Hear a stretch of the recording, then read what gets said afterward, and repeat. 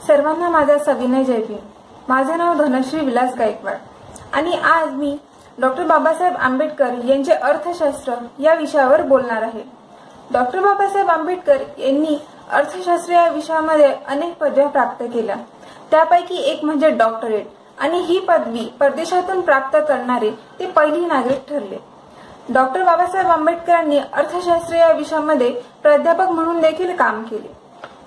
त्यांनी अर्थशास्त्रज्ञ म्हणून त्यांनी असा युक्तिवाद केला की औद्योगिकीकरण आणि कृषीवाढ या गोष्टींमध्ये जर आपण लक्ष घातलं तर भारताची अर्थव्यवस्था आपण सुधारू शकतो। तसेच प्राथमिक व्यवसाय प्राथमिक उद्योग म्हणून त्यांनी शेतीमध्ये गुंतवणुकीवरती जास्त भर दिला। डॉक्टर बाबासाहेब आंबेडकर यांनी शिक्षण सार्वजनिक स्वच्छता यांना मूलभूत सुविधा म्हणून जोर दिला। डॉक्टर बाबासाहेब आंबेडकरांनी अर्थशास्त्र या विषयामध्ये 3 पुस्तके लिहिली होती। पहिलं म्हणजे ईस्ट इंडिया कंपनीचे प्रशासन आणि अर्थकरण, दुसरं म्हणजे the problem of the rupee, its origin and it's solution, तिसरं म्हणजे ब्रिटिश भारतातील प्रांतीय आर्थिक उत्क्रांती।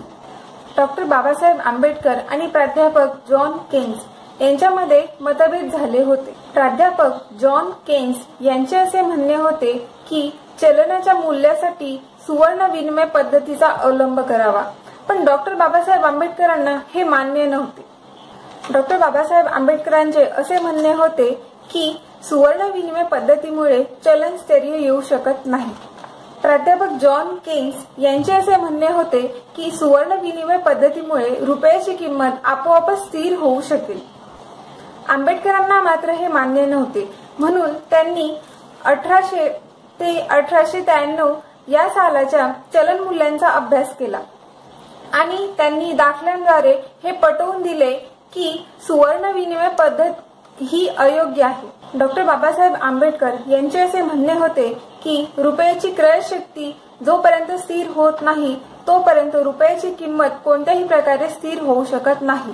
ब्रिटिश सरकारने चलनासंबंधीचे प्रश्न सोडवण्यासाठी रॉयल कमिशनची स्थापना केली। रॉयल कमिशन समोर डॉक्टर आंबेडकरांनी देखील साक्ष दिली।